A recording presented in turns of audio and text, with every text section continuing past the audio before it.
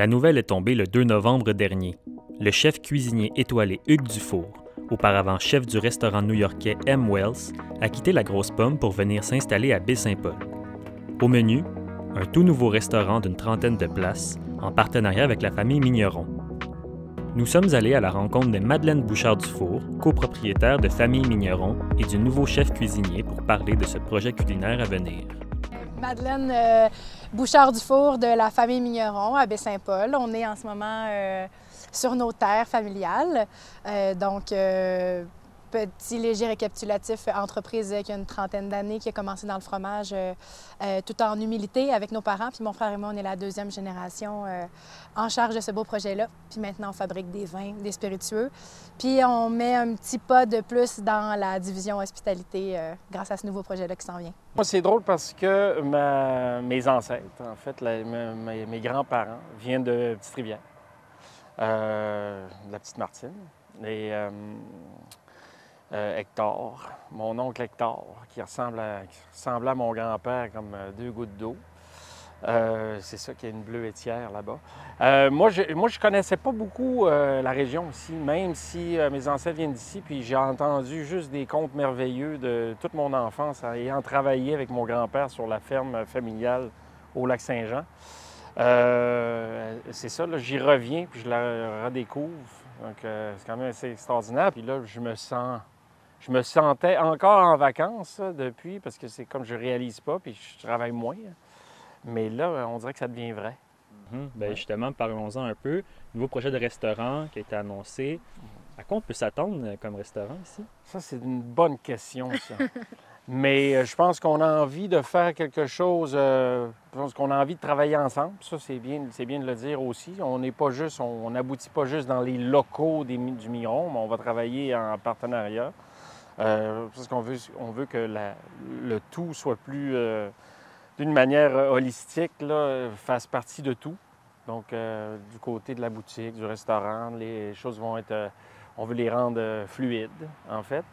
Puis, écoute, on veut une espèce de petit bouchon, un bouchon de campagne, un petit bouchon qui était une espèce de format un peu plus lyonnais, là, mais de table conviviale, ouvert, un peu plus démocratique, ouvert aux locaux.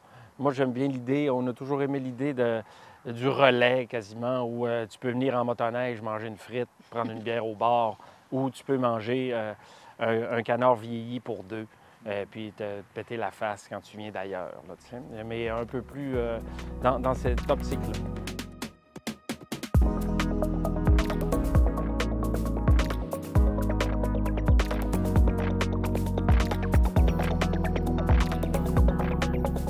Moi, je suis très heureux que les gens de Baie-Saint-Paul, de Charlevoix, soient contents que je sois là. Ça me suffit. Mais j'ai vraiment envie de faire, bon, je pense qu'on a envie qu'on puisse débarquer à toute heure, manger pour vraiment peu. Puis moi, j'aime le mix, comme ça, on ne veut pas faire un truc pour les gens en voyage d'outre-mer ou des États-Unis ou les foodies des grands centres. C'est pas l'idée. L'idée, c'est que tous ces gens, quoi qu'ils auront une place, que ce soit que tous les gens peuvent se côtoyer. Puis moi, j'aimerais ça qu'on puisse débarquer en skidoo, se parquer en avant avec une soute qui sent assis au bar. Puis que vous soyez les bienvenus, c'est vraiment ça. Non, c'est vraiment l'idée. Parlons bouffe, parlons un peu de nourriture. Non. Eh oui, malheureusement. Est-ce qu'on peut s'attendre à voir des produits de Migneron, mais de la région de Charlevoix dans ce restaurant-là? Oui, ça, c'est sûr et certain. Ça serait fou. Ça serait comme de mourir de faim dans un jardin. Oui, parce que c'est là, parce que les choses sont bonnes, ils sont de proximité.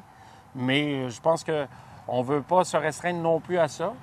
C'est le fun qu'il y ait des échanges entre les régions, qu'il y ait des choses qui viennent plus de loin. Je pense que le terroir peut aussi s'arrêter dans l'imaginaire. Tu sais. Moi, ça ne me dérange pas d'avoir des bananes puis de prétendre qui sont faites à Amalbé. Tu sais. Mais on sait que c'est les meilleurs, right? Puis, tu sais, au final, nous autres, on voit ça un peu comme une plateforme étant dans le monde de l'agroalimentaire, là.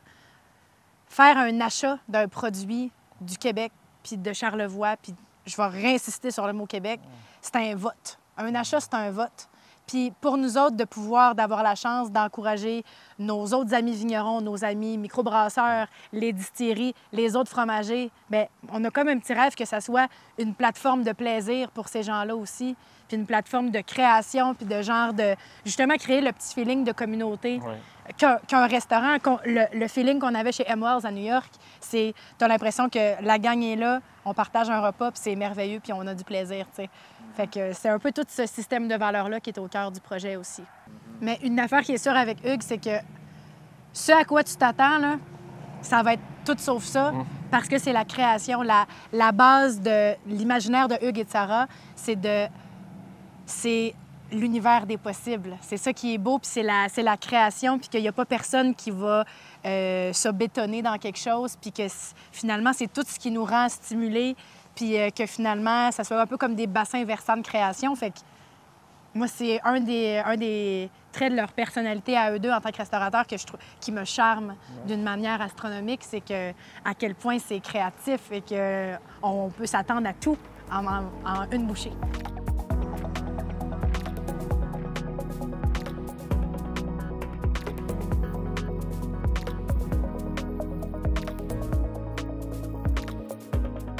On peut s'attendre à un renouveau complet de ce qu'on connaissait au Fauberger? Ah, il va y avoir des nouveaux lieux. On travaille là-dessus en ce moment. Il va y avoir des belles rénaux. Puis évidemment qu'on ne verra pas le restaurant à l'envers, là. Mais... Non, c'est sûr que la bâtisse demeurera. Moi, j'aime bien l'idée du bar. C'est peut-être un défaut new-yorkais, dernièrement, mais tu sais, un homme en peine, seul, avec sa monture. Qui cherche une place, puis il veut discuter. Tu sais, je veux faire vivre le bar un peu plus. Une espèce de taverne gastronomique, si on veut. Donc, c'est sûr que ça va influencer le restaurant, les lieux.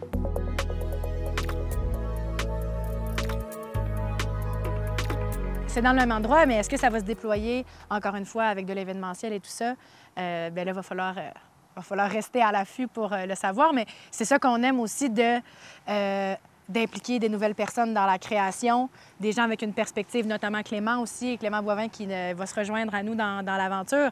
C'est d'avoir des visions externes puis de voir du potentiel là où peut-être nos yeux devenaient habitués, d'être dans certains patterns en agrotourisme et tout. Mais là, on a l'impression de pouvoir refaire un peu de sculpture. Fait que c'est vraiment le fun. Ouais, ça donne un peu ça, d'avoir été près de l'arbre longtemps. On voyait moins la forêt, je pense, avec un certain recul aussi. Puis avec une collaboration comme ça fait...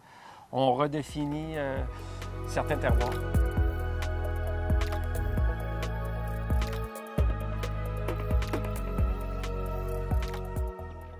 Bien, Hugues, Madeleine, merci beaucoup. Merci à vous. Merci à vous autres. Ben Puis oui. on a hâte de vous présenter ça, ce beau projet-là. Ça va être le fun.